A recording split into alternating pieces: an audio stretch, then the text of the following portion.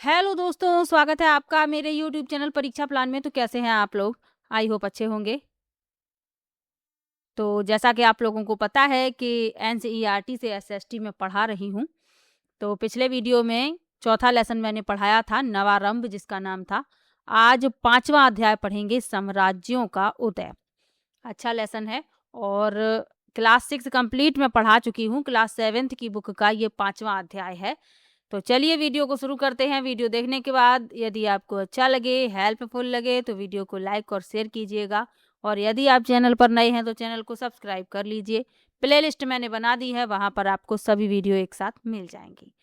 तो अध्याय 5 है, साम्राज्यों का उदय। जनविहीन देश नहीं हो सकता और देश विहीन राज्य नहीं होता। ये किसमें लिखा है? ये कौटिल्य के अर्थशास्त्र में लिखा हुआ है। यहाँ पर आप ये चित्र देखेंगे, बिहार की बराबर पहाड़ियों में स्थित शैलकृत गुफा। ये गुफा है बिहार की बराबर पहाड़ियों में। प्रश्न दिए गए हैं, साम्राज्य क्या होता है, साम्राज्यों का उदय कैसे हुआ, उन्होंने भारतीय सभ्यता को कैसे आकार दिया, राज्य से साम्राज्य बनने में कौन कौन से तत्व सहायक हुए, छठी शताब्दी सामान्य संवत पूर्व से दूसरी शताब्दी सामान्य संवत पूर्व तक का जीवन कैसा था। पिछला वीडियो यदि आपने नहीं देखा है तो एक बार समय निकाल कर जरूर देखिएगा। यहाँ पर ये चित्र आप देख सकते हैं और ये चित्र जो है पाटलिपुत्र का एक कलात्मक चित्रण है जो वर्तमान पटना के समीप स्थित था। तो ये पाटलिपुत्र का एक काल्पनिक चित्र है, बनाया गया है। आगे बढ़ते हैं। यहाँ पर भी आप चित्र देखेंगे। भविष्य और ध्रुव अत्यंत आनंदित थे। उन्होंने अभी अभी अपने नवीन यंत्र इतिहास को सक्रिय किया था, जो उन्हें अतीत में ले जाने वाला एक काल यंत्र था। अपने इतिहास के अध्याय से संकेत ग्रहण कर उन्होंने अपनी प्रथम यात्रा के लिए पाटलिपुत्र भ्रमण का निश्चय किया। वे जानते थे कि यह नगर वहीं स्थित है जहां आधुनिक पटना, तो जहां आधुनिक पटना है बिहार की राजधानी, कभी वह पाटलिपुत्र हुआ करता था। चलिए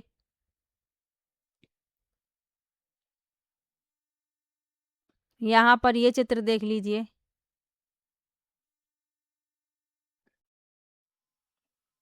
ये पाटलिपुत्र का ही कलात्मक चित्र है। महानगर की सीमा पर उतरते ही कुछ विस्मय से उन्होंने एक बालिका को घुड़सवार से वार्तालाप करते देखा, जो विचित्र वस्त्रों में था। घुड़सवार के चले जाने के बाद बालिका इनकी ओर मुड़ी और इन्होंने उसका नाम पूछा। मेरा नाम इरा है, मैं काना दास की पुत्री हूँ जो एक लोहार हैं। पाटलिपुत्र में आपका स्वागत है। तो भविष्य और ध्रुव जो हैं ये इतिहास में पहुंचे हैं, और इतिहास में कहाँ पर पहुंचे हैं? पाटलिपुत्र में। तो उनके पास जो एक यंत्र था उसी से ये पाटलिपुत्र आ गए हैं। तो इन्होंने देखा है वहां पर कैसा क्या चल रहा है। तो यहाँ एक बालिका थी, तो बालिका ने कहा कि मेरा नाम इरा है और मैं काना दास की पुत्री हूँ, और काना दास एक लोहार हैं। पाटलिपुत्र में आपका स्वागत है, आपसे मिलकर प्रसन्नता हुई। इरा हमारे नाम भविष्य और ध्रुव हैं। तो भविष्य और ध्रुव अपने नाम बताते हैं। धीरे धीरे बोलो, क्या तुम उन सैनिकों को देख रहे हो जो आगे बढ़ रहे हैं? वे पड़ोसी राज्य के विरुद्ध युद्ध लड़ने जा रहे हैं, जो हमें निरंतर संकट में डालता है। हमारे राजा तब तक संभव हो युद्ध से बचते हैं, परंतु आवश्यकता होने पर अपनी प्रजा की रक्षा भी करते हैं। जिन तलवारों को ये सैनिक ले जा रहे हैं उनमें से कई तलवारों को गढ़ने में मेरे पिता ने सहायता की है, और मेरे काका उन सैनिकों में से एक हैं। मैं तो उन्हें विदा करने आई थी। मुझे नहीं ज्ञात कि वे कब लौटेंगे। तो ये जो चित्र दिखाया गया है, ये दिखाया गया है कि ये जो सैनिक है ये युद्ध करने जा रहे हैं। एरा बताती है कि हमारे जो राजा हैं वो युद्ध से तब तक बचते हैं जब तक संभव हो, लेकिन जब प्रजा भी संकट में आ जाती है तब उन्हें युद्ध करना पड़ता है। ये जो तलवारें सैनिक लिए हुए हैं ये मेरे पिता के द्वारा गढ़ी गई हैं, और इन सैनिकों में एक मेरे काका भी हैं। तो इरा कहती है कि मैं इन्हें विदा करने आई थी, अब ये नहीं पता है कि वे कब लौटेंगे। आगे लिखा है, वे तीनों उस सेतु की ओर देखने लगे जिसमें से होकर सैनिकों का एक विशाल समूह नगर से बाहर जा रहा है। कुछ सैनिक अश्वों पर सवार हैं और सेना के प्रमुख हाथियों पर विराजमान हैं। तो कुछ सैनिक जो है घोड़ों पर बैठे हैं। अश्व माने क्या होता है? घोड़ा। और जो सेनापति हैं यानी सेना प्रमुख हैं जो, वो हाथियों पर बैठे हैं। इसके पश्चात तीनों बच्चे उसी सेतु से नगर में प्रवेश करते हैं। यह किस प्रकार का सेतु है? भविष्य ने पूछा। क्या इसके नीचे नदी है? यह सेतु हमारी सुरक्षा करता है, इरा ने समझाया। तो भवसा कहती है कि क्या इसके नीचे नदी है, क्योंकि वर्तमान में आप देखेंगे जो सेतु बने होते हैं उनके नीचे कोई जल राशि होती है, उसके ऊपर सेतु बना दिया जाता है। लेकिन इरा कहती है कि ये आक्रमण से सुरक्षा के लिए सेतु बनाया गया है। जब भी नगर पर आक्रमण का संकट होता है तब इसे ऊपर उठा दिया जाता है। यह नदी नहीं बल्कि एक गहरी खाई है। तो इरा समझाती है कि ये नदी नहीं है बल्कि खाई है। जब कभी भी आक्रमण का खतरा होता है तो इस सेतु को ऊपर उठा दिया जाता है। यह जब यह चल सेतु यानी ड्रॉब्रिज उठा लिया जाता है तब दुर्ग तक पहुंचना अत्यंत कठिन हो जाता है। क्या तुम दूर स्थित पर्वतों और वनों को देख रहे हो? ये हमें इमारती लकड़ियां और औषधियां और बहुमूल्य संसाधन प्रदान करते हैं। सेना के लिए हाथी भी वहीं से पकड़े जाते हैं और प्रशिक्षित किए जाते हैं। तो इरा समझाती है कि जब कभी भी आक्रमण का खतरा होता है तो इस सेतु को ऊपर उठा लिया जाता है, और जब ऊपर उठा लिया जाएगा तो जो आक्रमणकारी हैं वो महल तक नहीं आ पाएंगे। और जो पर्वत और वन दिखाई दे रहे हैं इनसे इमारती लकड़ियां, औषधियां, बहुमूल्य संसाधन प्राप्त होते हैं और हाथी भी वहीं से पकड़े जाते हैं। फिर इनको प्रशिक्षित किया जाता है। जो सेना में हाथी प्रयोग हो रहे हैं। आगे लिखा है, उस पर्वत में वह खुला हुआ भाग है? ध्रुव ने पूछा। वह एक गुफा है। हमारे राजा उसे भिक्षुओं के लिए बनवा रहे हैं। मुझे आशा है कि जब इसका निर्माण कार्य पूरा हो जाएगा हम वहां जा सकेंगे। आगे बढ़ते हैं। ये कहानी जैसी ही चल रही है, बच्चे इतिहास में पहुंचे हैं। आगे लिखा है, वे पाटलिपुत्र में घूमते हुए उसकी भव्यता निहारते हैं। ऊंची काष्ठ प्राचीरें जिन पर प्रहरी मीनारें, भव्य राजमहल, भवन, जीवंत सड़कें हैं। इरा एक चहल पहल वाले बाजार की ओर संकेत करती है जहां दूर देशों से व्यापारी आए हुए हैं। तो इरा संकेत करती है बाजार की तरफ, वहां पर चहल पहल है क्योंकि वहां पर दूर देश से व्यापारी आए हैं। प्रस्थान से पूर्व आपको हमारे मुख्य बाजार का भ्रमण अवश्य करना चाहिए। हमारे महाराज समस्त दिशाओं से आने वाले यात्रियों का स्वागत करते हैं। अतः यहाँ आपको चीन के रेशमी वस्त्र, दक्षिण भारत से आए मसाले एवं बहुमूल्य रत्न तथा विभिन्न क्षेत्रों के उत्तम वस्त्र सब कुछ मिलेगा। पाटलिपुत्र में कोई वस्तु दुर्लभ नहीं है, यानी कि यहाँ पर सब कुछ उपलब्ध है। कोई भी दुर्लभ वस्तु यहाँ पर नहीं है। यहाँ पर आपको चीन के रेशमी वस्त्र भी मिल जाएंगे, दक्षिण भारत के मसाले भी मिल जाएंगे, बहुमूल्य रत्न भी मिलेंगे और विभिन्न क्षेत्रों के जो उत्तम वस्त्र हैं वो भी आपको मिलेंगे। आगे लिखा है, वे लोग वहां क्या कर रहे हैं? ध्रुव ने पूछा। ओह, वे सड़कों पर कला दिखाने वाले नट यानी एक्रोबेट हैं। ये लोग मानव स्तंभ बनाते हैं, गीत गाते हैं, नृत्य करते हैं या लघु नाटक प्रस्तुत करते हैं ताकि जन सामान्य का मनोरंजन हो सके। कभी कभी ये हमारे राजा के समक्ष भी प्रदर्शन करते हैं। तो ये जो नट हैं, इरा उन्हें बताती है कि ये नट हैं, ये लोगों का मनोरंजन करते हैं, गीत गाते हैं, नृत्य करते हैं, लघु नाटक भी प्रस्तुत कर देते हैं और कभी कभी राजा के सामने भी ये प्रदर्शन करते हैं। आगे लिखा है, तुम्हारे महाराज अत्यंत शक्तिशाली प्रतीत होते हैं, भविष्य ने कहा। क्या वे केवल पाटलिपुत्र के आसपास के क्षेत्र पर शासन करते हैं? उससे भी कहीं अधिक, इरा ने उत्तर दिया। तो भविष्य कहती है कि तुम्हारे महाराज अत्यंत शक्तिशाली प्रतीत होते हैं क्योंकि अभी तो बच्चे उनसे मिले नहीं हैं। तो इरा कहती है कि वो आसपास के क्षेत्र और उससे भी अधिक क्षेत्र पर शासन करते हैं। वे नगर से बाहर बहुत दूर तक एक व्यापक क्षेत्र पर शासन करते हैं। असंख्य ग्राम, नगर और जनपद उनके अधीन हैं। मेरे काका ने मुझे बताया कि घोड़े पर यात्रा करके राज्य की सीमा तक पहुंचने में लगभग 2 माह का समय लग जाता है।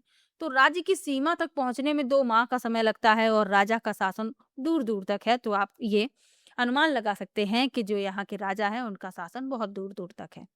आगे लिखा है, यह तो केवल एक राज्य से कहीं अधिक विशाल प्रतीत होता है। आप इसे क्या कहती हैं? इसे साम्राज्य कहा जाता है, इरा ने गर्व से कहा। यानी कि ये राज्य से कई अधिक विशाल है, बड़ा है, तो इसे साम्राज्य कहा जाता है, इरा गर्व के साथ बताती है। अब लिखा है, साम्राज्य क्या होता है? जब पता चल गया कि ये साम्राज्य है तो अब साम्राज्य क्या है इसके बारे में भी आपको पता होना चाहिए। तो एम्पायर यानी साम्राज्य शब्द की उत्पत्ति लैटिन भाषा के इम्पेरियम शब्द से हुई जिसका अर्थ है सर्वोच्च सत्ता। साम्राज्य अनेक छोटे छोटे राज्यों अथवा क्षेत्रों का एक संघ होता है। तो साम्राज्य जो है छोटे छोटे राज्यों और क्षेत्रों का एक संघ है। प्रायः इन छोटे छोटे राज्यों को जीत कर उन पर शक्तिशाली शासक या शासक समूह शासन करता था। यद्यपि इन छोटे क्षेत्रों में अपने अपने राजा होते थे, किंतु सभी सम्राट के अधीन होते थे। अब ये छोटे-छोटे जो क्षेत्र थे इनके भी राजा होते थे, लेकिन जो बड़े राजा होते थे वो इन्हें जीत लेते थे इन क्षेत्रों को और उन पर शासन करते थे। और ये जो छोटे क्षेत्रों के जो राजा थे ये उन बड़े राजाओं के अधीन हो जाते थे। अब अधीन का अर्थ क्या है? तो अधीन का अर्थ यहाँ लिखा हुआ है। अधीन वह शासक या राज्य होता था जिसने सम्राट के समक्ष समर्पण कर दिया हो। ये राजा या राज्य सम्राट को भेंट स्वरूप मुद्रा, स्वर्ण, अनाज, पशु, हाथी या अपने राज्य में उत्पन्न होने वाली अन्य बहुमूल्य वस्तुएं देते थे। ये भेंटें उनके समर्पण, निष्ठा, सम्मान का प्रतीक होती थीं। अधीन राजा या राज्य का एक समानार्थी शब्द सामंत भी है। यह कहना उचित होगा कि अधीन राज्य या सामंत सम्राट के आधिपत्य को स्वीकार कर लेते थे। तो जो छोटे राजा थे ये स्वयं अपनी इच्छा से समर्पण कर देते थे। उन्हें पता होता था कि हम बड़े राजा के सामने नहीं टिक पाएंगे, तो वो खुद ही समर्पण कर देते थे। आगे लिखा है, सम्राट अपनी राजधानी से, जो सामान्यतः आर्थिक तथा प्रशासनिक दृष्टि से अत्यंत महत्वपूर्ण होती थी, संपूर्ण साम्राज्य का शासन चलाता था। तो सम्राट जो होता था अपनी राजधानी से संपूर्ण साम्राज्य का शासन चलाता था। प्राचीन संस्कृत ग्रंथों में सम्राट के लिए प्रयुक्त शब्द इस बात को स्पष्ट करते हैं, जैसे सम्राज जिसका अर्थ है सर्वोच्च शासक, अधिराज या अधिपति या राजाधिराज या राजाओं का राजा। तो जो सम्राट है उसका अर्थ क्या समझ सकते हैं? सर्वोच्च शासक, अधिराज भी समझ सकते हैं, अधिपति भी और राजाधिराज। और एक स्पष्ट शब्द में समझें, राजाओं का राजा। जितने भी छोटे छोटे राजा होते थे उन सब पर शासन करता था सम्राट। आगे बढ़ते हैं। भारतीय इतिहास साम्राज्यों से परिपूर्ण रहा। वे अस्तित्व में आए, विस्तृत हुए, कुछ समय तक बने रहे, फिर उनका पतन हुआ और अंततः वे लुप्त हो गए। यानी भारतीय जो इतिहास है ये साम्राज्यों से परिपूर्ण तो रहा है, वे अस्तित्व में भी रहे हैं, विस्तृत भी हुए हैं, लेकिन कुछ समय बाद फिर उनका पतन भी हुआ और अंत में वे पूर्ण रूप से लुप्त हो गए, यानी कि गायब हो गए। वस्तुतः अंतिम साम्राज्य जिसने इस उपमहाद्वीप पर शासन किया वह 1 शताब्दी पूर्व एक अस्तित्व में था, परंतु यह समय उस पर चर्चा करने का नहीं है। हम अतीत से आरंभ करते हैं जिससे यह समझ सकें कि प्राचीन काल में साम्राज्य किस प्रकार कार्य करते थे और उन्होंने भारत की राजनीतिक, आर्थिक, सामाजिक तथा सांस्कृतिक उन्नति को कितनी गहराई से प्रभावित किया। तो बिल्कुल शुरुआत से अध्ययन करेंगे। यहाँ पर साम्राज्य की विशेषताएं लिखी हुई हैं, थोड़ा सा छोटा करेंगे तो आपको पूरा दिखाई देगा। ये साम्राज्य की विशेषताएं हैं। बीच में क्या लिखा हुआ है? सम्राट की अपने अधीन राज्यों एवं राजाओं पर केंद्रीय प्रभुता। तो एक एक करके इनका अध्ययन करते हैं। लिखा है अधीन राजाओं एवं राज्यों एवं राजाओं पर नियंत्रण, साम्राज्य विस्तार या बाह्य आक्रमणों से रक्षा हेतु सेना रखना। ये साम्राज्य की विशेषताएं हैं। शासन संचालन हेतु प्रशासनिक तंत्र का निर्माण, संचालन क्षेत्रों के प्रबंधन, कर संग्रह, विधि व्यवस्था बनाए रखने इत्यादि के लिए अधिकारियों की नियुक्ति। क्योंकि सभी छोटे छोटे राजाओं और जो क्षेत्र थे उन पर सम्राट का शासन होता था, तो ये सब व्यवस्था बनाई जाती थी, अधिकारी भी नियुक्त किए जाते थे कर संग्रह करने के लिए, विधि व्यवस्था बनाए रखने के लिए और जो अन्य क्षेत्र थे उनके प्रबंधन के लिए। आगे लिखा है विधि निर्माण, मुद्रा निर्गत, माप तौल की मानक प्रणाली की स्थापना तथा व्यापार का नियमन, संसाधनों जैसे खनिज, वन, कृषि उत्पाद, जनशक्ति का नियंत्रण व उनका विनिमय, कला, साहित्य, धर्म, दर्शन तथा ज्ञान केंद्रों को प्रोत्साहन और संचार तंत्र यानी राजमार्ग, नदी, नौवहन एवं अन्य लोक हितकारी संरचनाओं का निर्माण, जिससे प्रशासन, व्यापार एवं जन कल्याण सुचारू रूप से चल सके। तो ये साम्राज्य की विशेषताएं होती थी। इतनी व्यवस्था उसे करनी पड़ती थी। जो उसके अधीन राज्य और राजा थे उन पर केंद्रीय प्रभुता थी। तो ये सब व्यवस्था जो है सम्राट के द्वारा की जाती थी। ये साम्राज्य की विशेषताएं हैं। आगे बढ़ते हैं।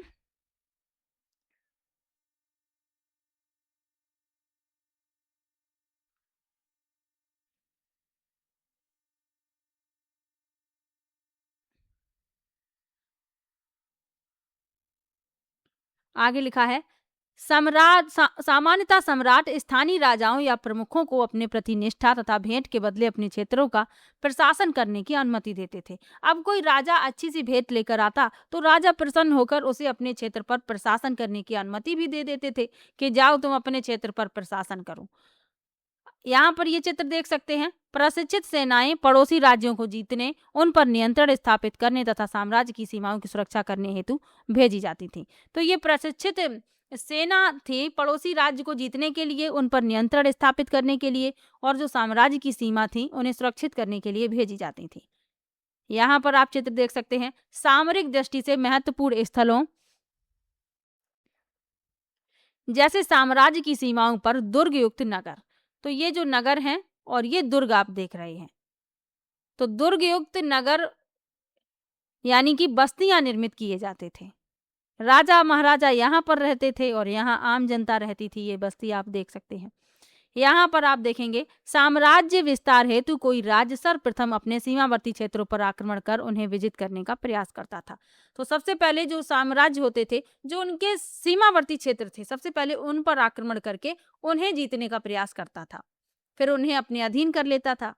यहाँ पर इस चित्र में आप देखेंगे शासक नदियों तथा व्यापारिक मार्गों पर नियंत्रण करने का प्रयास करते थे, क्योंकि इससे उन्हें मूल्यवान संसाधनों पर अधिकार के साथ साथ व्यापार से कर राजस्व भी प्राप्त होता था।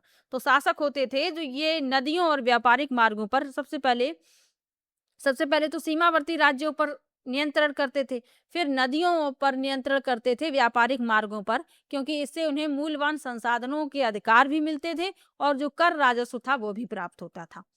यहाँ पर आप देखेंगे जब अनेक लघु राज्यों में प्रभुत्व के लिए संघर्ष होता था, तब जिस राज्य के पास प्रबल सैन्य बल तथा अधिशेष संसाधन होते थे वह अंततः सार्वभौम अधिपति बनता था। तो जिसके पास अधिक सैन्य बल होता, अधिक अधिशेष संसाधन होते, तो वह बन जाता था सार्वभौम अधिपति। आगे बढ़ते हैं।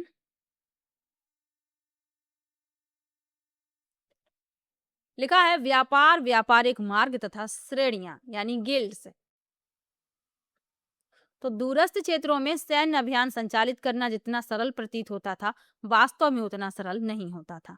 एक सेना का संचालन अत्यंत व्यय साध्य होता, यानी सेना का संचालन करना, उसमें भी राजा को खर्चे करने पड़ते थे, तब सेना का संचालन हो पाता था। सैनिकों को भोजन, वस्त्र, शस्त्र तथा वेतन देने की आवश्यकता होती थी, यानी सैनिकों को भोजन भी दिया जाता था, वस्त्र भी राजा उपलब्ध कराते थे, शस्त्र भी उपलब्ध कराते थे। सैनिक थोड़ी ना शस्त्र लेकर आते थे, उन्हें राजा ही उपलब्ध कराते थे, और वेतन भी देना पड़ता था। हाथियों तथा घोड़ों का पालन पोषण करना पड़ता है, सड़कों तथा नौकाओं का निर्माण करना पड़ता है इत्यादि। तो ये सब राजा को करना पड़ता था। जो सम्राट होते थे इन सब की व्यवस्था करनी पड़ती थी और इनमें व्यय भी होता था अत्यधिक। इन सभी कार्यों को संपन्न करने हेतु पर्याप्त आर्थिक सामर्थ्य, श्रमिकों पर नियंत्रण तथा संसाधनों तक पहुंच आवश्यक होती है। अब हम यह बात समझ सकते हैं कि आर्थिक गतिविधियां, विशेषकर उत्पादन, व्यापार, किसी साम्राज्य को बनाए रखने के लिए एवं प्रजा की समृद्धि और जीवन की गुणवत्ता के लिए अत्यंत आवश्यक है। यह प्रत्येक सुशासक के चिंतन का विषय होना चाहिए। अतः संपूर्ण साम्राज्य में तथा इसके बाहर भी व्यापारिक मार्गों की स्थापना एवं नियंत्रण अत्यधिक महत्वपूर्ण हो जाता है। यानी साम्राज्य के बाहर भी व्यापारिक मार्गों की स्थापना और उन पर नियंत्रण महत्वपूर्ण था। आगे लिखा है, इससे व्यापार की जाने वाली वस्तुओं की मात्रा तथा विविधता में वृद्धि होती है, जिससे उत्पादकों की आय तथा शासकों के राजस्व में वृद्धि होती है। प्राचीन भारत के संदर्भ में विचार करें तो उस काल में व्यापार की प्रमुख वस्तुएं क्या रही होंगी। यानी व्यापार की वस्तुओं के बारे में चर्चा हो रही है कि उस समय किन वस्तुओं का व्यापार हो रहा था। तो साहित्यिक ग्रंथों एवं पुरातात्विक उत्खननों के आधार पर यह ज्ञात होता है कि वस्त्र, सुगंधित पदार्थ, कृषि उत्पाद, रत्न, हस्तशिल्प की वस्तुएं एवं विविध पशु प्रमुख व्यापारिक वस्तुएं थी। यानी इतनी वस्तुओं का व्यापार होता था। उसमें वस्त्र भी शामिल है, सुगंधित पदार्थ शामिल है, कृषि उत्पाद शामिल है, रत्न शामिल है, हस्तशिल्प वस्तुएं यानी जो हाथ से बनाई जाती हैं, और विविध पशु भी प्रमुख हैं। आगे लिखा है, यह व्यापार केवल भारत तक सीमित नहीं था। अनेक भारतीय वस्तुएं स्थल मार्ग एवं जल मार्ग से दूरस्थ देशों तक जाती थी। तो ये केवल भारत तक ही सीमित नहीं था, दूसरे देशों में भी इनका व्यापार होता था। आगे लिखा है, अधिकांश स्थितियों में व्यापारी पृथक रहकर अपना व्यापार नहीं करते थे। उन्होंने शीघ्र ही यह अनुभव किया कि सामूहिक रूप से कार्य करना अधिक लाभकारी होता है, और इसी से श्रेणियों यानी गिल्ड्स का विकास हुआ। तो अधिकांश जो व्यापारी थे उन्होंने सोचा कि अकेले व्यापार करना सही नहीं है। उन्होंने अनुभव किया कि सामूहिक रूप से कार्य करना अधिक लाभकारी है, तो इसी से श्रेणियों का विकास हुआ। श्रेणियां व्यापारियों, शिल्पकारों, साहूकारों, कृषकों के प्रभावशाली संगठन होते थे। उपलब्ध प्रमाणों के अनुसार प्रत्येक श्रेणी में एक प्रमुख जो निर्वाचित होता था तथा कुछ कार्यकारी अधिकारी होते थे, जिनमें सभी प्रकार के नैतिक गुण अपेक्षित थे।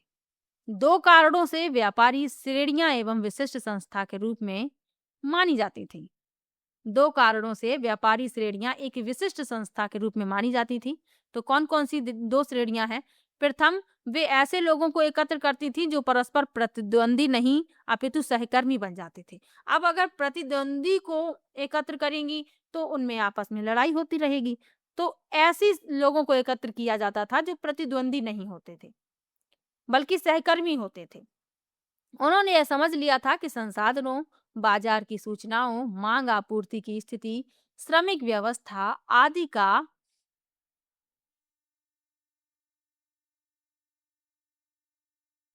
परस्पर साझाकरण सभी के लिए लाभकारी होता है।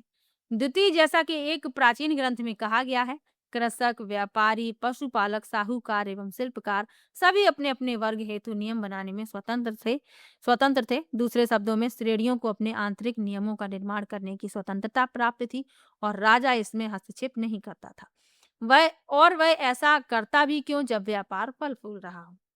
तो द्वितीय जो बताया गया है, दो जो नियम बताए गए, यहाँ पर थोड़ा ऊपर करते हैं कि दो कारणों से व्यापारी श्रेणियां एक विशिष्ट संस्था के रूप में थी। तो प्रथम, कि वो आपस में प्रतिद्वंदी ना हो तो वो सहकर्मी बन जाते थे, और दूसरी बताई गई है कि श्रेणियों को अपने आंतरिक नियमों का निर्माण करने की स्वतंत्रता थी। राजा इसमें हस्तक्षेप नहीं करते थे, क्योंकि राजा को सिर्फ व्यापार से मतलब था। व्यापार फलना फूलना चाहिए, राजा को और जो आंतरिक बातें थी उनसे कोई मतलब नहीं था। आगे लिखा है, श्रेणियां भारत के विशाल भूभाग पर विस्तृत थीं और अनेक शताब्दियों तक विद्यमान रहीं। जब वे औपचारिक रूप से समाप्त हो गईं, तब भी वे भारतीय व्यापार और वाणिज्यिक गतिविधियों को प्रभावित करती रहीं, और यह प्रभाव आज भी भारत के व्यापार और व्यवसाय में देखा जा सकता है। यह संस्था भारतीय समाज के स्वसंगठित होने की अद्भुत क्षमता का उत्कृष्ट उदाहरण है। प्राचीन ग्रामीण इकाई जिसमें विविध समितियां एवं परिषदें होती थी, इस व्यवस्था का अन्य उदाहरण है। वस्तुतः कोई भी प्रबुद्ध शासक तभी श्रेष्ठ कहलाता जब वह स्थानीय संस्थाओं को स्वायत्त रूप से कार्य करने दे, और यदि ये संस्थाएं संतोषजनक रूप से कार्य कर रही हों तो उनमें हस्तक्षेप ना करें। तो क्या बताया जा रहा है कि जो श्रेणियां थीं भारत के विशाल भूभाग पर विस्तृत थीं और अनेक शताब्दियों तक विद्यमान रहीं। अब ये औपचारिक रूप से समाप्त हो गई, लेकिन भारतीय व्यापार और वाणिज्यिक गतिविधियां ये प्रभावित करती रहीं, और ये प्रभाव आज भी व्यवसाय में देखा जा सकता है।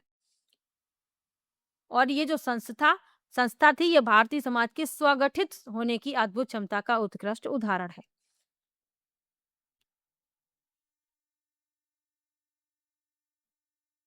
और कोई भी जो शासक था वह श्रेष्ठ तभी कहलाता था जब वह स्थानीय संस्थाओं को स्वायत्त रूप से कार्य करने दे, यानी जैसे वे कार्य करना चाहती हैं, और यदि ये संस्थाएं संतोषजनक रूप से कार्य कर रही हैं तो राजा उनमें हस्तक्षेप ना करे, यानी जो शासक है। आगे बढ़ते हैं, यहाँ ये चित्र और देख लीजिए, थोड़ा सा छोटा करते हैं। ये मानचित्र दिया गया है, पहले इसको देख लीजिए। इसमें ये क्षेत्र दर्शाए गए हैं। संकेत क्या कह रहे हैं? ये जो पॉइंट बने हुए हैं ब्लैक कलर से, ये महत्वपूर्ण नगर हैं। कौन कौन से? मदुरई, मच्छेरी, कावेरीपट्टनम और कांचीवरम, स्वर्णगिरी, सोपारा, उज्जैनी, कलिंग नगर, ये सभी जो पॉइंट ब्लैक कलर से लिखे छपे हुए हैं, ये महत्वपूर्ण नगर हैं। उत्तरापथ, जो ये आप बैंगनी कलर से लाइनें देख रहे हैं, ये वाली, तो ये हैं उत्तरापथ। और दक्षिणापथ, ये पीली वाली लाइनें ये दिख रही हैं जो, पीली पीली आपको दिख रहा होगा स्पष्ट। मैं अगर हाईलाइट कर दूंगी फिर सब एक से लगने लगेंगे। और अन्य मार्ग जो है लाल रंग से दिखाई गई है। लिखा क्या है? लगभग 500 सामान्य संवत पूर्व के पश्चात कुछ महत्वपूर्ण व्यापारिक मार्ग तथा उन पर अंकित महत्वपूर्ण नगर उत्तरापथ तथा दक्षिणापथ पर विशेष ध्यान दें। चलिए आगे बढ़ते हैं।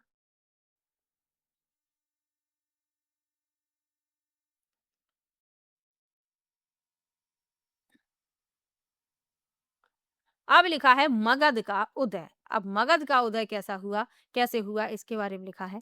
तो छठी से चौथी शताब्दी सामान्य संवत पूर्व का काल उत्तर भारत में परिवर्तन का समय था। इससे पूर्व हम जनपदों, उत्तर तथा मध्य भारत के बड़े गढ़ राज्यों और उनकी सभा व्यवस्थाओं का संक्षेप में अध्ययन कर चुके हैं। इन्हीं में से एक था मगध, आधुनिक दक्षिण बिहार और उसके आसपास का क्षेत्र। तो आज जो बिहार है, तो उसके दक्षिण और उसके आसपास का क्षेत्र प्राचीन काल में मगध हुआ करता था, जो एक महत्वपूर्ण राज्य के रूप में उभरा और कई राज्यों का विलय कर भारत के प्रथम साम्राज्य की नींव का आधार बना। प्रारंभिक शक्तिशाली राजाओं में अजातशत्रु का नाम उल्लेखनीय है, जिसने मगध को शक्ति के केंद्र के रूप में स्थापित करने में महत्वपूर्ण भूमिका निभाई। किसने? अजातशत्रु ने। आगे बढ़ते हैं। यहाँ पर एक महत्वपूर्ण तथ्य लिखा हुआ है। विश्व के दो महान धार्मिक व्यक्तित्व सिद्धार्थ गौतम, जो आगे चलकर बुद्ध, तथा वर्धमान, जो महावीर के नाम से प्रसिद्ध हुए, दोनों ही मगध सम्राट अजातशत्रु के समकालीन थे। इनकी शिक्षाओं को पुनः पढ़ने के लिए कक्षा 6 की पाठ्य पुस्तक भारत की सांस्कृतिक जड़ें अध्ययन का अध्याय का पुनरावलोकन करें। तो आपको मैंने पढ़ाया है गौतम बुद्ध और महावीर के बारे में, और आशा है आप लोगों को याद होगा।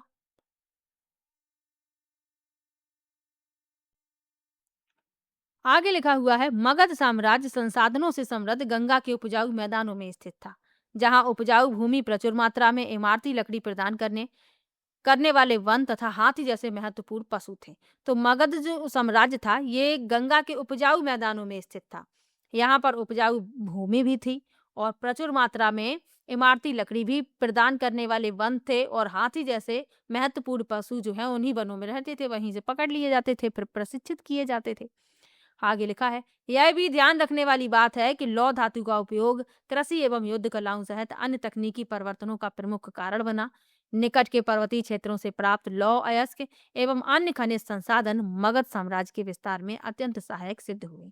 लोहे के हल द्वारा भूमि की जुताई से कृषि उत्पादन में तीव्र वृद्धि हुई, और हल्के व तेज धार वाले लोहे के शस्त्रों ने सेना की युद्ध क्षमता को अधिक सशक्त बनाया। तो जो पर्वतीय क्षेत्र थे निकट के, वहां पर लौह अयस्क और अन्य खनिज संसाधन भी उपलब्ध थे, और ये साम्राज्य के लिए सहायक भी सिद्ध हुए। लोहे के हल द्वारा कृषि होने लगी, यानी जुताई की जाने लगी, और जब लोहे के हल से जुताई की गई तो उत्पादन में तीव्र वृद्धि हुई, और हल्के व तेज धार वाले लोहे के शस्त्रों ने सेना की युद्ध क्षमता को अधिक सशक्त बना दिया, अधिक शक्तिशाली बना दिया। यहाँ पर आप देखेंगे एक चित्र दिया गया है, थोड़ा सा छोटा करेंगे। चित्र दिया है उत्तर भारत के नगर कुशीनारा, आधुनिक कुशीनगर की घेराबंदी करते तथा युद्ध करते हुए पैदल घोड़सवार और हाथियों पर सैनिकों को दर्शाती सांची स्तूप की विस्तृत पट्टिका। इसका उद्देश्य बुद्ध के अवशेषों को पुनः प्राप्त करना था। पट्टिका के बाएं भाग में एक हाथी पर इन्हें ले जाते हुए दिखाया जा रहा है। तो बाएं भाग में आप देखेंगे, यहाँ हाथी पर ले जाते हुए ये हाथी दिख रहा है बीच में, इस तरफ भी हाथी है। चलिए आगे बढ़ते हैं।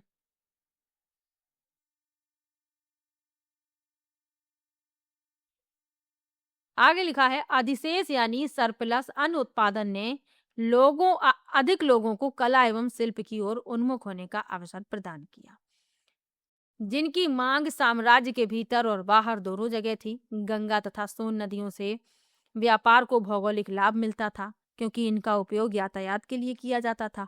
फलते फूलते व्यापार ने राज्य की आय में वृद्धि की तथा मगध के उत्थान में योगदान दिया।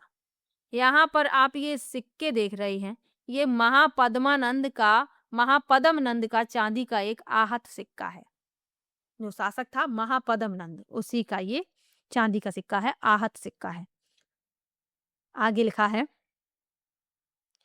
5वीं शताब्दी सामान्य संवत पूर्व के लगभग महापद्म नंद मगध में प्रमुखता से उभरे और उन्होंने नंद वंश की स्थापना की। उन्होंने छोटे छोटे राज्यों को सफलतापूर्वक संगठित किया तथा अपने साम्राज्य का विस्तार उत्तरी तथा पूर्वी भारत में किया। जैसे जैसे उनकी अर्थव्यवस्था समृद्ध हुई, उन्होंने अपनी आर्थिक शक्ति के प्रदर्शन हेतु सिक्कों का प्रचलन आरंभ किया। तो ये सिक्के मैंने आपको पहले ही दिखा दिए। ग्रीक विवरणों से यह भी ज्ञात होता है कि नंद वंश के पास एक विशाल सेना थी। तो जो ग्रीस विवरण है उनसे ये भी प्राप्त पता चला है कि जो नंद वंश था उसके पास एक विशाल सेना भी थी। नंद वंश के विभिन्न लेखों से प्रतीत होता है कि इस वंश का अंतिम शासक धनानंद अत्यधिक धनवान होने के बावजूद अत्यंत अलोकप्रिय हो गया था, क्योंकि वह अपनी प्रजा का उत्पीड़न व शोषण करता था। इससे नंद वंश की पराजय तथा विशालतम साम्राज्यों में से मौर्य साम्राज्य में इसके समाहित होने का मार्ग प्रशस्त हो गया। तो जो अंतिम शासक था नंद वंश का, वह अलोकप्रिय था, लोग उसे पसंद नहीं करते थे क्योंकि वह अपनी प्रजा का उत्पीड़न और शोषण करता था। इससे नंद वंश की पराजय और विशालतम साम्राज्यों में से एक मौर्य साम्राज्य में इसके समाहित होने का मार्ग प्रशस्त हो गया, यानी कि नंद वंश मौर्य साम्राज्य में समाहित हो गया। यहाँ पर एक महत्वपूर्ण तथ्य है। प्रसिद्ध संस्कृत व्याकरणाचार्य पाणिनि का समय भी लगभग 5वीं शताब्दी सामान्य संवत पूर्व में ही माना जाता है, जब नंदों का राज्य था। उन्हें एक प्राचीन संस्कृत ग्रंथ अष्टाध्यायी की रचना के लिए जाना जाता है, जिसमें 3996 सूत्रों के माध्यम से संस्कृत व्याकरण के नियमों को संकलित किया गया है। तो अष्टाध्यायी की रचना की है पाणिनि ने। ये प्रश्न तो यूपी टेट में भी पूछ लिया जाता है और सी टेट में भी पूछ लिया जाता है। तो पाणिनि ने अष्टाध्यायी की रचना की है और इसमें 3996 सूत्र हैं और ये सूत्र संस्कृत व्याकरण के नियमों को संकलित करते हैं। पाणिनि की स्मृति में जारी एक भारतीय डाक टिकट, तो ये इनकी स्मृति में एक डाक टिकट भी जारी किया गया 2004 में। यहाँ पर लिखा देख सकते हैं। यहाँ पर एक शब्द प्रयोग हुआ सूत्र। तो सूत्र ऐसे संक्षिप्त एवं सुव्यवस्थित वाक्यांश होते हैं जिनमें ज्ञान और महत्वपूर्ण विचारों का इस प्रकार संचय होता है कि उनका सहजता से स्मरण किया जा सके तथा अगली पीढ़ियों तक पहुंचाया जा सके। चलिए आगे बढ़ते हैं।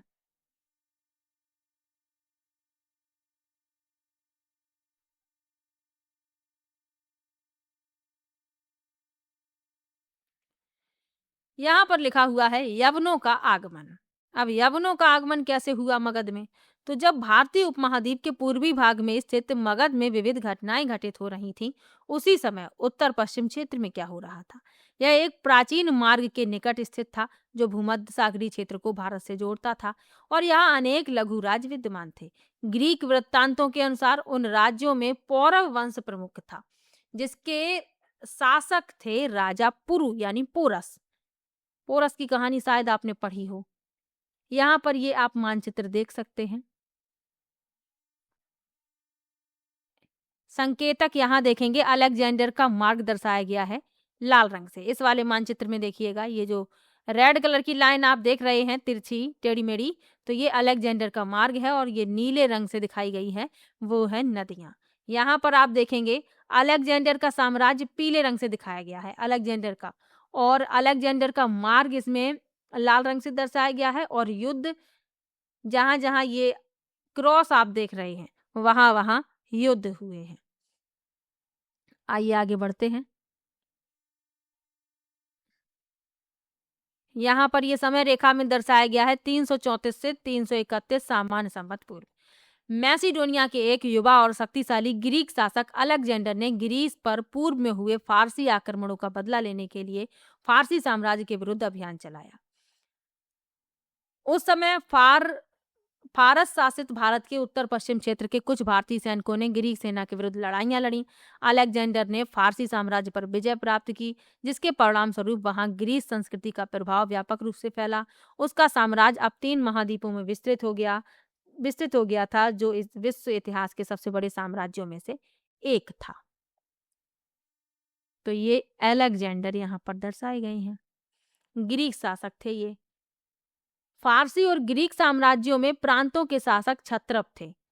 ये महत्वपूर्ण बात याद रखनी है, जिन्हें सम्राट जैसे अलेक्जेंडर ने दूर प्रदेशों का प्रबंधन करने के लिए पीछे छोड़ दिया था। मात्र अधिकारी होने के बावजूद इन क्षत्रपों के पास महत्वपूर्ण शक्ति और स्वतंत्रता थी। क्या आप अनुमान लगा सकते हैं कि उनके लिए इतनी शक्ति का प्रयोग करना कैसे संभव था? आगे बढ़ते हैं। लिखा है,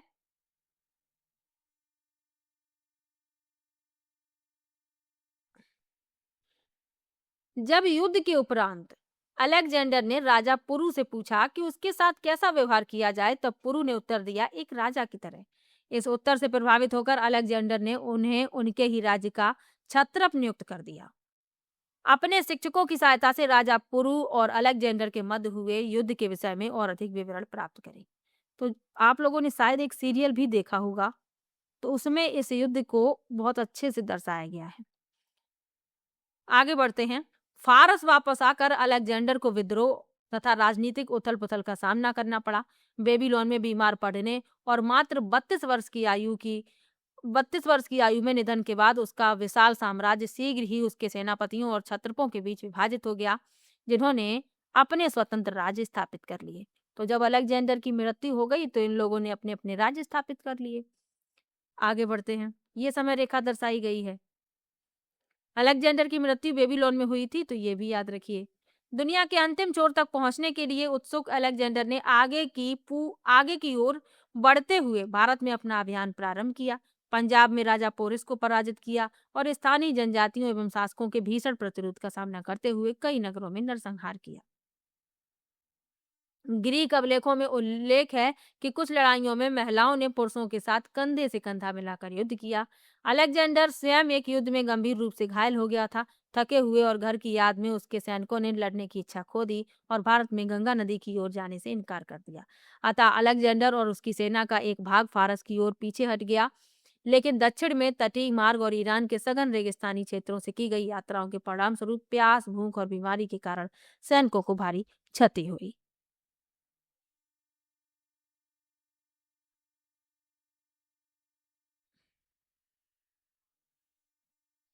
आगे लिखा है, अलेक्जेंडर का जिम्नो सोफिस्टो के साथ संवाद।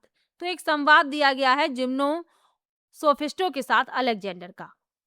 अलेक्जेंडर ने भारतीय ऋषियों के एक समूह के बारे में सुना था, जिन्हें ग्रीक लोग जिम्नो सोफिस्ट या नग्न दार्शनिक, शायद इसलिए कि वे बहुत कम कपड़े पहनते थे। तो अलेक्जेंडर ने इन लोगों के साथ संवाद किया। ये भारतीय ऋषि थे, ऋषियों का समूह था। ये बहुत कम कपड़े पहनते थे, तो जो ग्रीक लोग थे वो इन्हें जिम्नोसोफिस्ट कहते थे और इसका अर्थ होता था नग्न दार्शनिक। आगे लिखा है, जो अपनी बुद्धिमत्ता के लिए प्रसिद्ध थे, अलेक्जेंडर ने पहेलियों के रूप में कठिन प्रश्नों के साथ उन्हें चुनौती दी तथा यह चेतावनी दी कि वह गलत उत्तर देने वालों को मृत्यु दंड देगा। जिम्नोसोफिस्टों ने अलेक्जेंडर के प्रश्नों का शांति और बुद्धिमत्ता से उत्तर दिया। अलेक्जेंडर दार्शनिकों के उत्तर से प्रभावित हुआ और अंत में सभी दार्शनिकों को मुक्त कर दिया। सदियों से इस घटना के अनेक संस्करण प्रचलित हैं, जो इसे इतिहास की सबसे रोचक दार्शनिक घटनाओं में से एक बनाता है।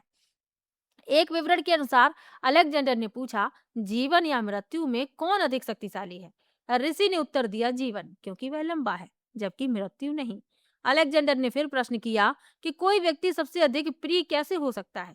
उत्तर आया, यदि वह सबसे अधिक शक्तिशाली है और फिर भी भय उत्पन्न नहीं करता।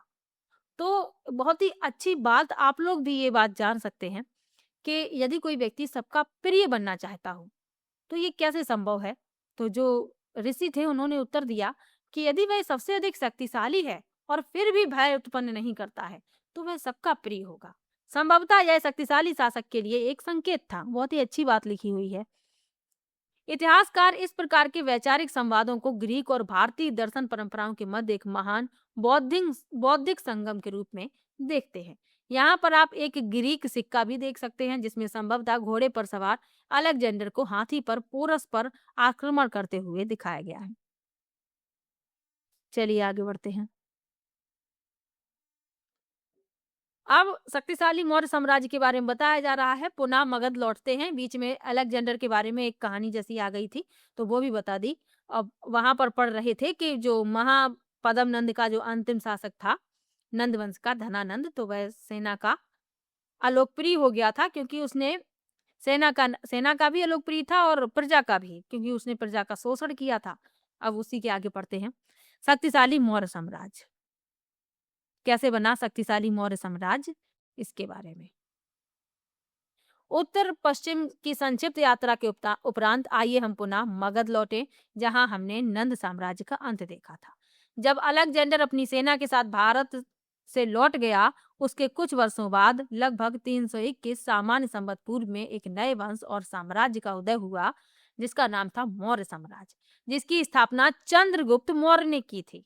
इस प्रतापी राजा ने शीघ्र ही नंद साम्राज्य के क्षेत्रों को अपने अधीन कर लिया और मगध साम्राज्य का निरंतर विस्तार किया।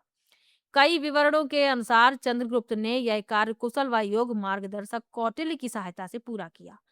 तो कई विवरण ये प्रस्तुत करते हैं कि चंद्रगुप्त ने जो अपने आसपास के क्षेत्र थे उन्हें अपने अधीन कर लिया था, तो उनका जो मार्गदर्शक था वह थे कौटिल्य, जिन्हें चाणक्य कहते हैं, जिन्हें विष्णुगुप्त भी कहते हैं। आगे लिखा है, जिन्होंने राजनीति, शासन और अर्थव्यवस्था के अपने ज्ञान का उपयोग करके एक ऐसा साम्राज्य स्थापित किया जो भारतीय इतिहास के महानतम साम्राज्यों में से एक है। तो अर्थशास्त्र की रचना कौटिल्य ने की है, तो ये भी आपको याद रखना है। अब कौटिल्य की कहानी यहाँ पर दे दी गई है, चलिए पढ़ लेते हैं, क्योंकि महत्वपूर्ण है, ये इनसे संबंधित प्रश्न पूछे जाते हैं। बौद्ध ग्रंथों के अनुसार कौटिल्य, जिन्हें कभी कभी चाणक्य या विष्णुगुप्त भी कहा जाता है, विश्वविख्यात तक्षशिला यानी वर्तमान तक्षशिला विश्वविद्यालय के आचार्य थे। उनकी प्रसिद्ध कथा की शुरुआत अत्यंत अलोकप्रिय शासक घनानंद के दरबार से होती है। तो जो धनानंद था, उसके दरबार से उनकी शुरुआत होती है। यहाँ ये मानचित्र दिया गया है, इस मानचित्र को देख लीजिए। संकेतिका क्या कह रही है, जो पीले पीले रंग दिखाई दे रहे हैं आपको, ये नंद वंश को दर्शा रहे हैं। और ये जो ब्लैक कलर का स्क्वायर जो आपको दिख रहा है, यानी वर्ग, तो ये राजधानी दर्शा रहा है। तो ये आप देखेंगे, ये पाटलिपुत्र, यहाँ पर आप देखेंगे ये दिखा रहा है राजधानी। उसके बाद त्रिभुज जो है महत्वपूर्ण नगर दर्शा रहे हैं, जैसे विदिशा, उज्जैनी, मथुरा, श्रावस्ती, ताम्रलिप्ति, ये सभी नगर दर्शा रहे हैं। और ये नीली लाइनें नदियां दर्शा रही हैं। चलिए आगे बढ़ते हैं। इसी तरीके से ये मानचित्र दिया गया है मौर्य साम्राज्य का। यहाँ जो आप पीला भाग देख रहे हैं, ये सब जगह मौर्य साम्राज्य का शासन था। स्टार में मुख्य राजधानी दर्शाई गई है और क्षेत्रीय राजधानी छोटे स्टार से दर्शाई गई हैं और अन्य नगर बिंदुओं से ये संकेतिका लिखी हुई है, यहाँ आप पढ़ सकते हैं। आगे बढ़ते हैं। कौटिल्य की कहानी जो पढ़ रहे थे, कौटिल्य ने धनानंद को परामर्श दिया कि वह अपने शासन के तौर तरीके बदल ले, अन्यथा अपने साम्राज्य का पतन देखने को तैयार हो जाए। परंतु क्रोधित धनानंद ने कौटिल्य का अपमान किया और उन्हें अपने दरबार से बाहर निकाल दिया। तब कौटिल्य ने नंद शासन का अंत करने की शपथ ली। फिर चंद्रगुप्त मौर्य का उदय हुआ।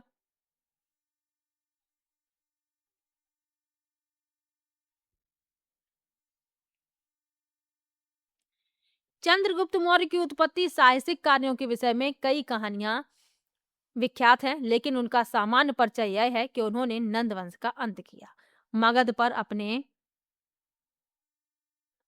शासन की नींव रखी और पाटलिपुत्र को अपनी राजधानी बनाया।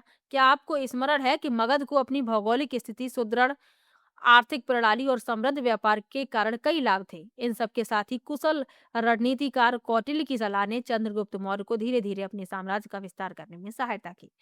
चंद्रगुप्त मौर्य ने उत्तर पश्चिम में अलेक्जेंडर द्वारा नियुक्त ग्रीक क्षत्रपों को हराया और इस क्षेत्र को एक ऐसे साम्राज्य के रूप में एकीकृत किया जो उत्तर के मैदानी भाग से लेकर दक्षिण के पठार तक फैला हुआ था। तो इतना चंद्रगुप्त मौर्य ने अपना साम्राज्य विस्तारित कर लिया था।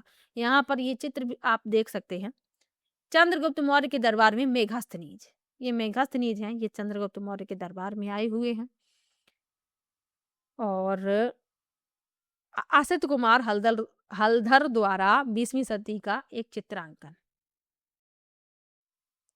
आगे बढ़ते हैं। चंद्रगुप्त मौर्य ने ग्रीकों को पराजित करने के बाद भी उनके साथ राजनयिक संबंध रखे और अपने दरबार में एक ग्रीक इतिहासकार और राजनयिक मेघस्थनीज का स्वागत किया, जिसने अपनी पुस्तक इंडिका में भारत की अपनी यात्राओं के बारे में लिखा हुआ है। यही तो आपके लिए महत्वपूर्ण है। सीधा ही प्रश्न पूछ लिया जाता है कि इंडिका किसकी रचना है, तो मेघस्थनीज की। यह अपनी तरह का पहला लिखित विवरण था जो दुर्भाग्यवश आज पूर्ण रूप में उपलब्ध नहीं है। इसके कुछ अंश बाद के ग्रीक विद्वानों द्वारा उद्धृत किए गए हैं। तो इंडिका जो है मेगास्थनीज द्वारा रचित है, ये आपको याद रखना है। आगे बढ़ते हैं। कौटिल्य की राज्य संबंधित अवधारणा। तो कौटिल्य की राज्य संबंधित अवधारणा क्या थी, इसके बारे में लिखा हुआ है। कौटिल्य के पास एक स्पष्ट दृष्टिकोण था कि एक राज्य की स्थापना, प्रबंधन और सुदृढ़ीकरण कैसे किया जाना चाहिए। अपनी प्रसिद्ध रचना अर्थशास्त्र में उन्होंने रक्षा, अर्थशास्त्र, प्रशासन, न्याय,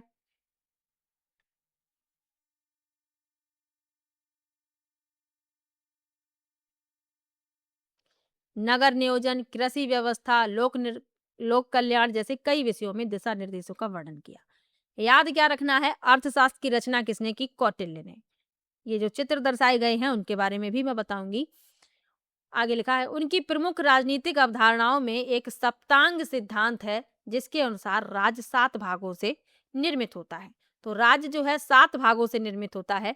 ये 7 भाग इस चित्र में दर्शाए गए हैं। सबसे पहले ये लिखा है कौटिल्य का सप्तांग सिद्धांत। ये राजा, स्वामी, इसमें पार्षदों, मंत्रियों और अन्य उच्च अधिकारियों का समूह, अमात्य कहते हैं जिन्हें, और राज्य तथा उनमें निवास करने वाली जनसंख्या जिन्हें जनपद कहते हैं। उसके बाद किलेबंद कस्बे और नगर, राजकोष या राज्य की संपत्ति, ये सप्तांग इनका नियम है, सप्तांग सिद्धांत। रक्षा एवं कानून और व्यवस्था की शक्तियां और सहयोगी मित्र, तो ये सप्तांग सिद्धांत है जो कौटिल्य ने बताया है। ये 7 भागों से मिलकर बना है और 7 भाग यहाँ पर दर्शाए गए हैं।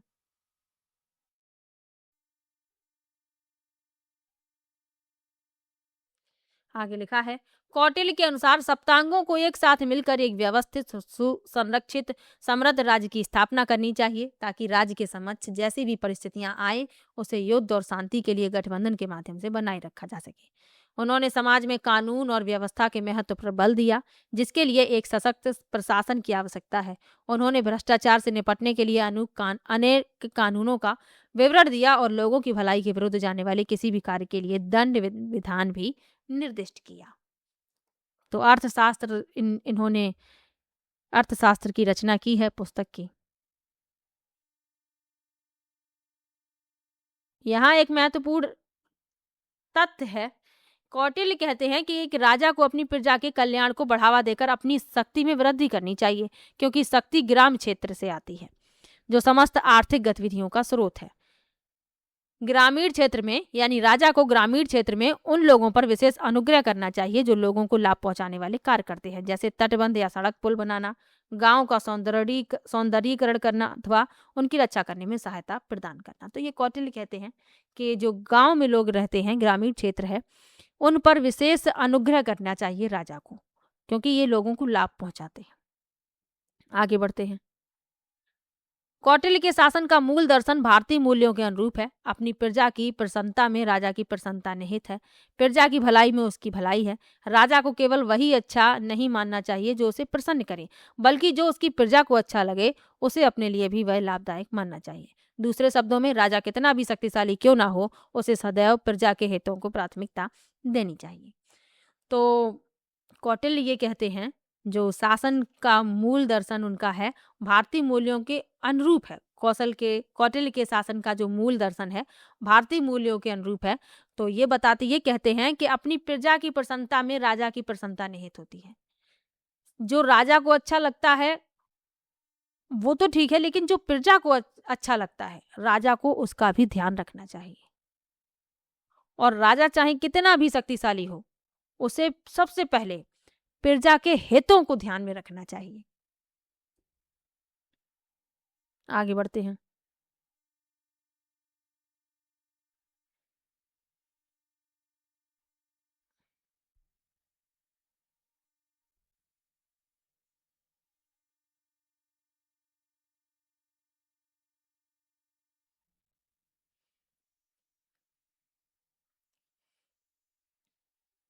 अब लिखा हुआ है शांति का चयन करने वाला राजा।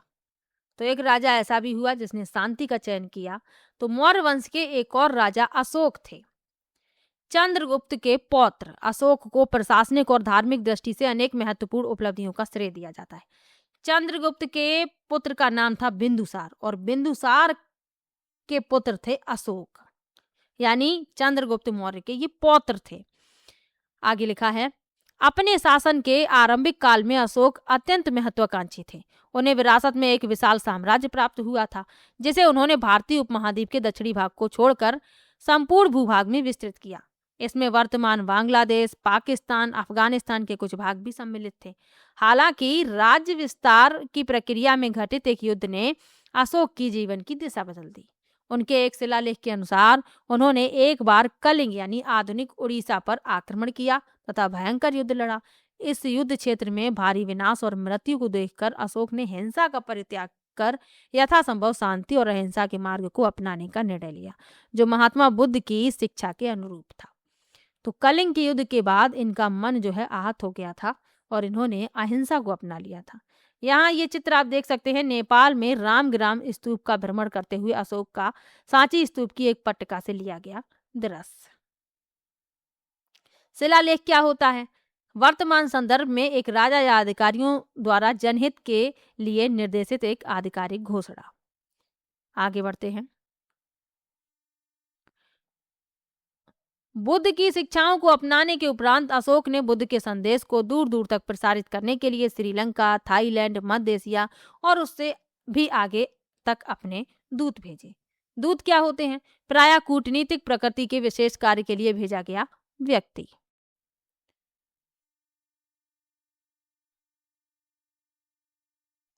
आगे लिखा है, अशोक ने अपने साम्राज्य के कई स्थानों पर चट्टानों या स्तंभों पर शिलालेख उत्कीर्ण करवाए थे। इसलिए इतिहासकारों ने कभी कभी अशोक को महान संचारक भी कहा।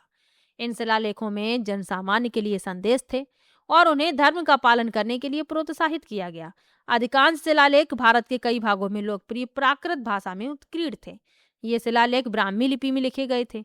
ब्राह्मी भारत की सबसे क्षेत्रीय लिपियों की जननी मानी जाती है। तो यदि आपसे पूछ लिया जाए कि जो अशोक के शिलालेख हैं वो किस लिपि में हैं, तो ब्राह्मी लिपि में हैं। ये आपको याद रखना है। यहाँ पर एक महत्वपूर्ण तथ्य है, हमने ब्राह्मी लिपि में लिखी प्राकृत भाषा का उल्लेख किया। इसका क्या अर्थ है? सरल शब्दों में भाषा वह है जो हम बोलते हैं, जबकि लिपि वह है जिसमें हम एक भाषा को लिखते हैं। तो ये भी याद रखना है। जैसे हिंदी में हिंदी की लिपि पूछ ली जाए तो देवनागरी लिपि है, अंग्रेजी की लिपि पूछ ली जाए तो रोमन लिपि है, पंजाबी भाषा की पूछ ली जाए तो गुरमुखी लिपि है। यहाँ ये मानचित्र आप देख सकते हैं। उपमहाद्वीप में अशोक के शिलालेखों में से कुछ प्रमुख शिलालेख। तो ये जो रेड कलर से आप देख रहे हैं ये अशोक के प्रमुख शिलालेख हैं। उसके बाद लघु शिलालेख ये त्रिभुजों में दर्शाए गए हैं ये, और स्तंभ शिलालेख ये इस तरीके से दर्शाए गए हैं, और लघु स्तंभ शिलालेख हरे कलर से दर्शाए गए हैं ये। तो ये अशोक के शिलालेखों को दर्शाता हुआ एक मानचित्र है। आगे लिखा है, अपने शिलालेखों में अशोक ने स्वयं को देवा नाम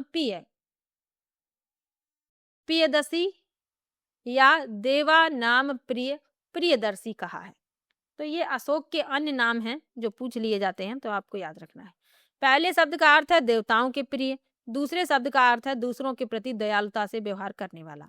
वास्तव में शिलालेखों की भाषा से यह स्पष्ट होता है कि वह स्वयं को एक परोपकारी दयालु शासक के रूप में चित्रित करने में रुचि रखते थे। आइए इससे संबंधित उदाहरण देखें। आइए इससे संबंधित कुछ उदाहरण देखें। तो नीचे ये उदाहरण लिखे हुए हैं। हालांकि कुछ दक्षिणी राज्य मौर्य साम्राज्य का भाग नहीं थे, लेकिन अशोक ने उनके समग्र कल्याण का समर्थन किया। उन्होंने अपने साम्राज्य से बाहर भी मनुष्यों, पशुओं के लिए चिकित्सीय सुविधाएं उपलब्ध करवाने की बात कही। पशुओं के शिकार और उन पर क्रूरता पर प्रतिबंध लगाया। आवश्यक होने पर उनके लिए उपचार का आदेश दिया। इस प्रकार यदि विचार किया जाए तो सम्राट अशोक प्रकृति और वन्य जीव संरक्षण के संदर्भ में इस प्रकार के प्रथम राजा थे। उन्होंने अपने साम्राज्य की मुख्य सड़कों के किनारे नियमित अंतराल पर विश्राम गृहों के निर्माण, कुएं बनवाने, फलदार एवं छायादार वृक्षों को लगवाने के बारे में अपने अभिलेखों में उल्लेख किया। उन्होंने सभी संप्रदायों को एक दूसरे की उचित शिक्षाओं को स्वीकार करने और उनका अध्ययन करने के लिए प्रोत्साहित किया। ये जो आप देख रहे हैं, ये जो चित्र 2 दर्शाए गए हैं, तो गुजरात के गिरनार में स्थित अशोक के शिलालेख है ये। एक अंश का चित्र ये बाईं ओर दिया गया है ये, और दिल्ली में स्थित फिरोज शाह कोटला के टोपरा स्तंभ का विवरण ये दाईं ओर दिया गया है। आगे बढ़ते हैं। हालांकि हमें अशोक के सभी अभिलेखों को शाब्दिक रूप से स्वीकारने की आवश्यकता नहीं है, तथापि यह स्पष्ट है कि कौटिल्य के शासन दर्शन के अनुरूप उन्होंने अपनी प्रजा के कल्याण हेतु निरंतर प्रयास किया और उन तक अपने विचार पहुंचाने का प्रयास किया। तो अशोक के जो सभी अभिलेख हैं उनको शाब्दिक रूप से स्वीकारने की आवश्यकता नहीं है, ये यहाँ पर स्पष्ट किया गया है।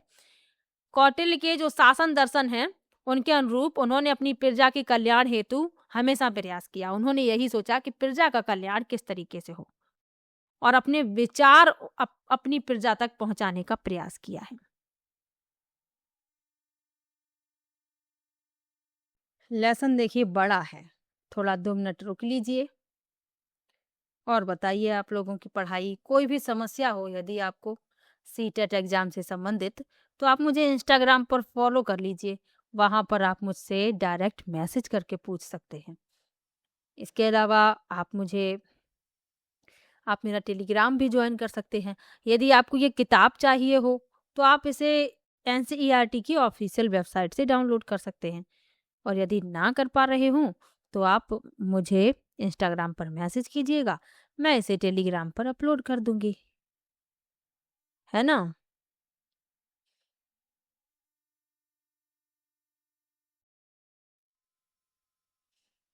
चलिए कंप्लीट करते हैं जल्दी से। लिखा है इसे अनदेखा ना करें। आपने कक्षा 6 में धर्म प्राकृत में धम्म शब्द के बारे में पढ़ा है। इसका भाव सहजता से नहीं समझा जा सकता। सरल शब्दों में धर्म का अर्थ है नैतिक नियम या परिवार, समुदाय या राष्ट्र के प्रति किसी व्यक्ति का नैतिक अथवा धार्मिक कर्तव्य। यद्यपि गहन रूप से धर्म का अर्थ है ब्रह्मांड या रितम के अनुसार जीवन यापन करने की पद्धति। इसमें अपने कर्तव्य का सत्यनिष्ठा से निर्वहन, धर्म के अनुसार नियमों का पालन करना एवं ब्रह्मांडीय व्यवस्था के साथ सामंजस्य स्थापित कर जीवन यापन सम्मिलित है। इसलिए धर्म का अर्थ कर्तव्य, नियमों का पालन, सत्य, व्यवस्था, नैतिकता आदि में निहित है। चलिए भाई आगे बढ़ते हैं।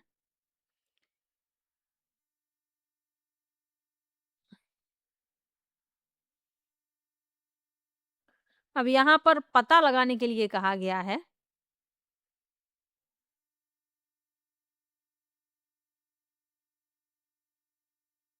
चलिए ये महत्वपूर्ण नहीं है, छोड़ते हैं। आगे लिखा है अशोक की मृत्यु के बाद मौर्य साम्राज्य लगभग आधी शताब्दी तक चलता रहा। हालांकि उनके उत्तराधिकारी साम्राज्य को एकजुट रखने में असमर्थ रहे और कई छोटे राज्य टूट गए और स्वतंत्र हो गए। यानी इनकी मृत्यु जब हो गई तो इनके जो उत्तराधिकारी थे ये राज्य को एक साथ बांधे नहीं रख पाए, और ये जो साम्राज्य था ये छोटे छोटे राज्यों में टूट गया और ये स्वतंत्र राज्य हो गई। लगभग 185 सामान्य संवत पूर्व भारत ने अपनी यात्रा के दूसरे चरण की शुरुआत की। अगले अध्याय में इस यात्रा में भविष्य और ध्रुव पुनः हमारे साथ जुड़ेंगे। आगे बढ़ते हैं। अब यहाँ पर मौर्यकालीन जीवन के बारे में बताया गया है। अशोक की मृत्यु हो गई, उसके बाद छोटे छोटे राज्यों में मौर्य साम्राज्य विभाजित हो गया। अब मौर्य काल में जीवन कैसा था उसके बारे में जान लीजिए। लिखा है पाटलिपुत्र जैसे नगर शासन और वाणिज्यिक गतिविधि के प्रमुख केंद्र थे। नगर के पास प्रासाद, सार्वजनिक भवन और सुनियोजित सड़कें थीं। एक सुव्यवस्थित कराधान प्रणाली और संगठित व्यापार के साथ राजकोषीय तंत्र भी था, जिसने साम्राज्य के विकास और समृद्धि को बढ़ावा दिया। साम्राज्य के प्रशासनिक अधिकारी, व्यापारी, कारीगर नगरीय जीवन में महत्वपूर्ण भूमिका निभाते थे। तो पाटलिपुत्र राजधानी हुआ करती थी और ये शासन वाणिज्यिक गतिविधि के प्रमुख केंद्र थे। पाटलिपुत्र जैसे अन्य नगर भी थे और नगर के पास प्रासाद, सार्वजनिक भवन और सुनियोजित सड़कें थीं। यानी सड़कें बढ़िया सी बनवाई थीं और सुव्यवस्थित कराधान प्रणाली थी, संगठित व्यापार थे और राजकोषीय तंत्र भी था। और साम्राज्य के प्रशासनिक अधिकारी, व्यापारी, कारीगर ये नगरीय जीवन में महत्वपूर्ण भूमिका निभाते थे। यहाँ पर आप देखेंगे सोहगोरा ताम्रपत्र अभिलेख जो चौथी तीसरी शताब्दी सामान्य संवत पूर्व का है। भारत के सबसे प्राचीन प्रशासनिक अभिलेखों में से एक है। उत्तर प्रदेश के सोहगोरा में खोजे गए इस अभिलेख पर प्राकृतिक भाषा में ब्राह्मी लिपि में लिखा गया है। यह माना जाता है कि इसे चंद्रगुप्त मौर्य के शासनकाल में जारी किया गया था। इस अभिलेख में दुर्भिक्ष से राहत एवं बचाव हेतु एक अन्नागार की स्थापना का उल्लेख है। यह राज्य द्वारा खाद्य सुरक्षा सुनिश्चित करने और संकट के समय अपने लोगों को सहारा देने के प्रयासों पर प्रकाश डालता है। तो ये चंद्रगुप्त मौर्य के समय का है। ये आगे बढ़ते हैं। मेघस्तनीज के विवरण से भी उस समय के समाज पर कुछ प्रकाश पड़ता है। जनसंख्या का एक बड़ा भाग कृषि में संलग्न था, जो मगध साम्राज्य के लिए राजस्व का एक महत्वपूर्ण स्रोत था। एक वर्ष में 2 फसलें बोई जाती थी, क्योंकि गर्मी और सर्दी दोनों में वर्षा होती थी। इससे स्पष्ट है कि दुर्भिक्ष की संभावना कम थी और लोगों को पर्याप्त भोजन उपलब्ध था। किसी भी संभावित स्थिति के लिए अन्न भंडारों में पर्याप्त अन्न होता था। आसपास युद्ध छिड़ भी जाए तो भी किसानों को इससे बचाया जाता था और कृषि कार्य को क्षति नहीं पहुंचाई जाती थी।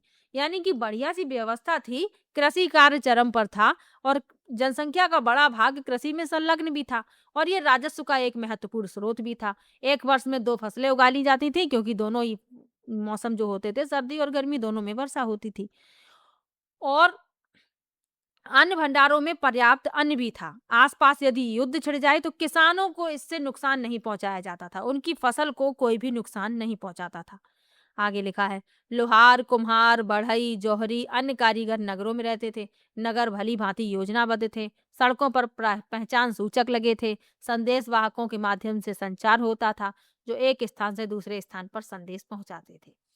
घर लकड़ी के बने होते थे और 2 मंजिल तक ऊंचे हो सकते थे। आग लगने की स्थिति में सड़कों पर नियमित अंतराल पर पानी के बर्तन रखे जाते थे। यानी एक बढ़िया व्यवस्था थी मौर्य साम्राज्य में। कहीं आग ना लग जाए, इसके लिए पानी के भरे बर्तन भी रखे मिलते थे।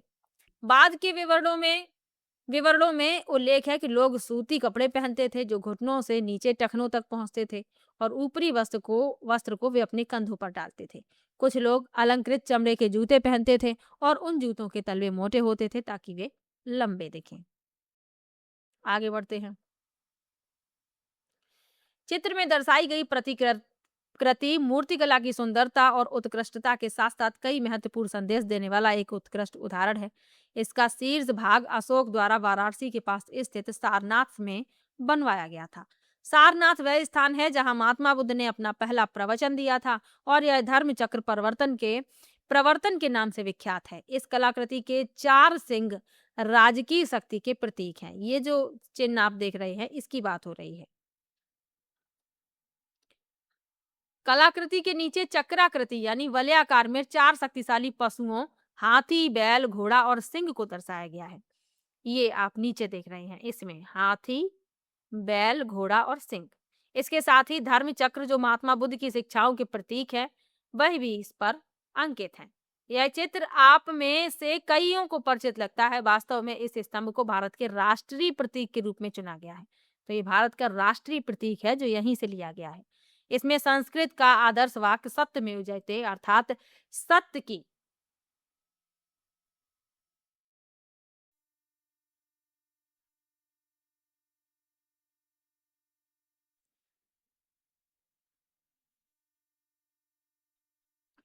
ही विजय होती है जोड़ा गया है। बाईं ओर राष्ट्रीय प्रतीक देखें। इसके अतिरिक्त हमारे राष्ट्रीय ध्वज के मध्य में एक धर्म चक्र भी अंकित है। जैसा कि आपने देखा, ये चित्र जो है ये राष्ट्रीय प्रतीक है। यह आदर्श वाक्य मुंडक उपनिषद से लिया गया है। पूर्ण रूप से यह सत्यमेव जयते नानृतम के रूप में पढ़ा जाता है। इसका अर्थ है सत्य की ही जीत होती है, असत्य की नहीं। अब यहाँ पर आप ये चित्र देखेंगे।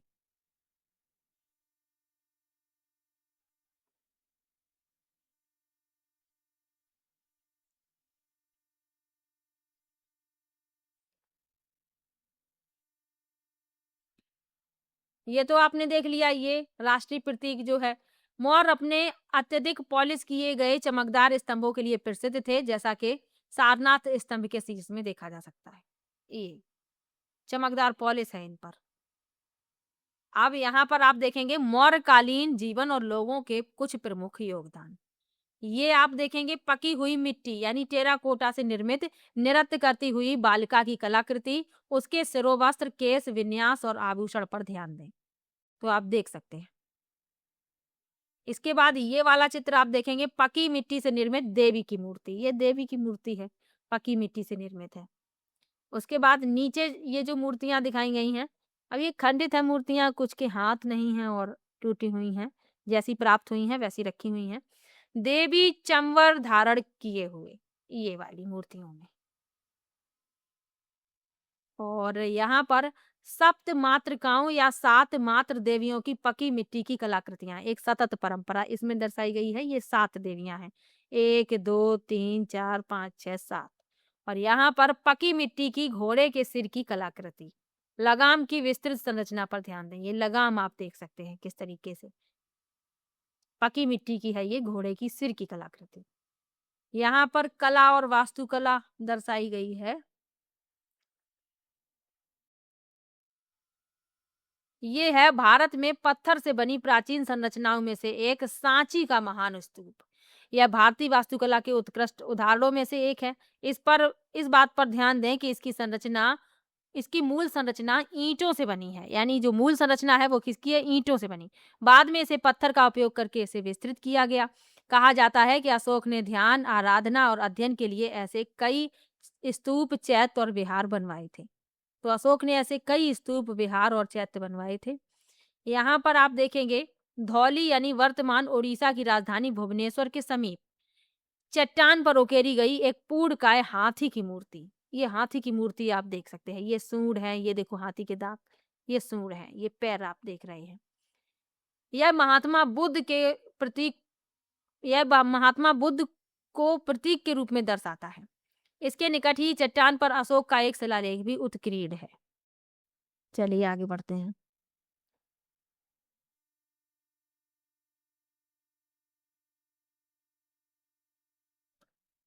यहाँ पर आप देखेंगे मौर्यकालीन आहत सिक्के, पंचमार्क यानी इसमें 5 निशान बने हुए हैं। सिक्कों का ये संग्रह है और अशोक का एक आहत सिक्का भी दर्शाया गया है। चलिए आगे बढ़ते हैं। इसे अनदेखा ना करें भाई, बिल्कुल नहीं करेंगे। स्तूप के केंद्र में स्थित बड़ी अर्धगोलाकार संरचना अंडाकार होती है। यह ब्रह्मांड का प्रतिनिधित्व करती है और प्रायः पवित्र अवशेषों को रखने के लिए निर्मित की जाती है। उपासक इसके चारों ओर परिक्रमा करते हैं, जिसे प्रदक्षिणा कहा जाता है। तो स्तूप के चारों ओर जो केंद्र में अर्धगोलाकार संरचना है उसके बारे में बात हो रही है। तो ये ब्रह्मांड का प्रतिनिधित्व करती है। आगे बढ़ते हैं। साम्राज्यों की दुर्बलताएं। आप आगे की कक्षाओं में विश्व के अन्य स्थानों पर अतीत के शक्तिशाली साम्राज्यों के बारे में पढ़ेंगे, जैसे रोमन, फारसी, ऑटोमन, स्पेनिश, रूसी, ब्रिटिश इत्यादि। वे सभी बहुत पहले ही समाप्त हो चुके हैं, परंतु इतिहासकार इन साम्राज्यों के पतन के कारणों पर निरंतर चर्चा करते रहते हैं।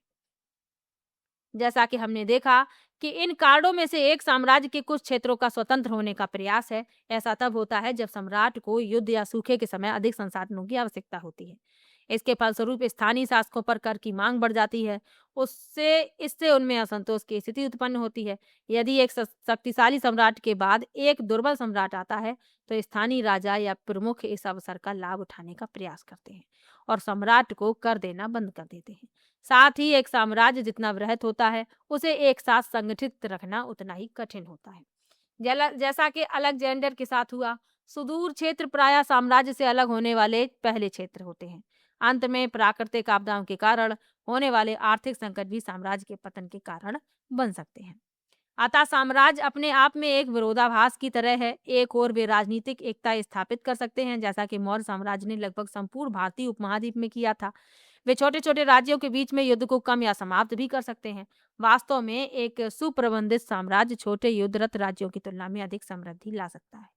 दूसरी ओर साम्राज्य सामान्यतः निरंतर युद्ध के द्वारा स्थापित होते हैं और अपना अस्तित्व और शक्ति दंड के द्वारा बनाए रखते हैं, जिससे वे समय के साथ आंतरिक रूप से दुर्बल और अस्थिर हो जाते हैं।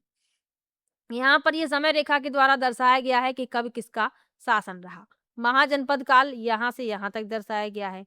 अजातशत्रु महाजनपद ये यहाँ से यहाँ 600 सामान्य संवत पूर्व से 500 सामान्य संवत पूर्व। उसके बाद अजातशत्रु का शासन रहा। फिर महापद्म नंद का, ये ऊपर दर्शाए गए हैं। और उसके बाद फिर चंद्रगुप्त मौर्य का शासन हुआ 321 सामान्य संवत पूर्व। उसके बाद फिर अशोक का। आगे बढ़ते हैं। आगे बढ़ने से पहले तो पूरे लेसन का यहाँ पर सार लिखा हुआ है और इसको पढ़ने की जरूरत भी नहीं है क्योंकि पूरा लेसन मैं डिटेल में आपको पढ़ा ही दिया है। आप लोग स्वयं से इसे पढ़ सकते हैं, चाहे तो आप इसका स्क्रीनशॉट भी ले सकते हैं। तो लेसन काफ़ी बड़ा था, समाप्त हो गया है और वीडियो भी आप लोगों के लिए बड़ा रहने वाला है, तो 1-2 पार्ट में इसे देख लीजिएगा, लेकिन पूरा ज़रूर देख लीजिए। तो वीडियो कैसा लगा कमेंट बॉक्स में ज़रूर बताइएगा। एक वीडियो बनाने में बहुत मेहनत लगती है, तो आप लोगों से मेरी एक ही रिक्वेस्ट है कि वीडियो को ज़्यादा से ज़्यादा शेयर किया कीजिए। चलिए मिलते हैं नेक्स्ट वीडियो में, तब तक के लिए बाय बाय।